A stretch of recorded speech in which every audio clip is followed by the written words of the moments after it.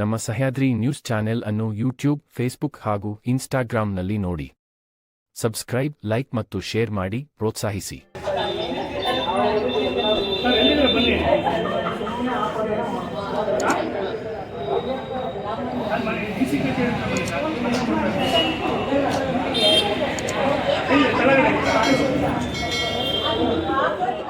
ನಮಸ್ಕಾರ. ನಾನು ಶಿವಮೊಗ್ಗ ಜಿಲ್ಲಾ ಸಮಗಾರ ಸಂಘದ ಪ್ರಧಾನ ಕಾರ್ಯದರ್ಶಿ. ಈ ದಿನ ನಾವು ಸುಪ್ರೀಂ ಕೋರ್ಟ್ 1/8/24 ನೀಡಿರುವ ಆದೇಶದ ಬಗ್ಗೆ ಪ್ರತಿಕ್ರಿಯೆ ಸೂಚಿಸುತ್ತಾ ನಾವು ಅದಕ್ಕೆ ಪ್ರಶಂಸೆಯನ್ನು ಸೂಚಿಸ್ತಾ ಇದ್ದೇವೆ. ಹಾಗಾಗಿ ಕರ್ನಾಟಕ ಸರ್ಕಾರ ಮಾನ್ಯ ಮುಖ್ಯಮಂತ್ರಿಗಳಿಗೆ ಈ ಮೂಲಕ ನಾವು ಒತ್ತಾಯವನ್ನು ಮಾಡ್ತಾ ಏನು 15% ಒಳ ಮೀಸಲಾತಿಯನ್ನು ಕೊಡ್ತಕ್ಕಂಥದ್ದನ್ನ ನಾವು ಅಂದರೆ ಚಮ್ಮಾರ, ಸಮಗಾರ ಸಮಾಜ, ಸಮಗಾರ ಮತ್ತು ಮೋಚಿ ಅಂದ್ರೆ ಮುಚ್ಚಿಗ ಮತ್ತು ಡೋರ, ಈ 3 ಉಪಪಂಗಡಗಳು ಒಂದೇ ಆಗಿದ್ದು ನಾವು ವಲಯ ಮತ್ತು ಮಾದಿಗ ಬಾಂಧವ ಸಮಾಜದ ಉಪಜಾತಿಗಳಾಗಿರುತ್ತೇವೆ.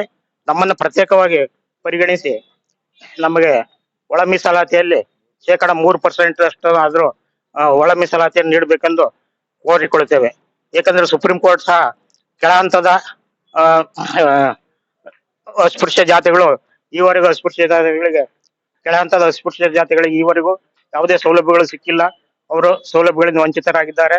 ಸಾಮಾಜಿಕ ನ್ಯಾಯ ದೊರೆಯಲು ತೊಂದರೆ ಆಗಿರೋದ್ರಿಂದ ಒಳ ಮೀಸಲಾತಿಯನ್ನು ಅವರ ಜನಸಂಖ್ಯೆ, ಹಿಂದುಳಿದಿರುವಿಕೆ ಮತ್ತು ಆರ್ಥಿಕ ಪರಿಸ್ಥಿತಿಯನ್ನು ಅವಲಂಬಿಸಿ ಕೊಡಬೇಕು ಅಂತ ಘನ ನ್ಯಾಯಾಲಯವು ಸಂವಿಧಾನದ ಆಶಯದಂತೆ ಅಪೇಕ್ಷೆ ಪಟ್ಟು ಅದನ್ನು ಕಾನೂನು ರೀತಿ ಪರಿಗಣಿಸಲು ರಾಜ್ಯ ಸರ್ಕಾರಗಳಿಗೆ ಸೂಚನೆ ನೀಡಿರುತ್ತದೆ. ಅದರಂತೆ ನಾವು ಸಮಗಾರ ಸಮಾಜವು ಸುಮಾರು 12-13 ಲಕ್ಷದಷ್ಟು ಜನಸಂಖ್ಯೆಯನ್ನು ಕರ್ನಾಟಕದಲ್ಲಿ ಹೊಂದಿದ್ದು, ನಾವು ನಮಗೂ ಸಹ ಪ್ರತ್ಯೇಕ ಮೀಸಲಾತಿಯಲ್ಲಿ 3% ಒಳ ಮೀಸಲಾತಿಯನ್ನು ನೀಡಿ ನಮ್ಮ ಸಮಾಜಕ್ಕೆ ಅನುಕೂಲವಾಗಲು, ನಮ್ಮ ಸಮಾಜವು ಸಹ ಈಗೇನು ಬೀದಿ ಬದಿಯಲ್ಲಿ ಕುಳಿತುಕೊಂಡು ನಮ್ಮ ಸಮಾಜದವರು ಕೇವಲ ಚಪ್ಪಲಿ ಹೊಲಿಯುವ ಕಂಪನಿಗಳ ಚಪ್ಪಲಿಗಳನ್ನು ರಿಪೇರಿ ಮಾಡತಕ್ಕಂತ ದಾರುಣ ಸ್ಥಿತಿಯಲ್ಲಿ ಇದ್ದಾರೆ.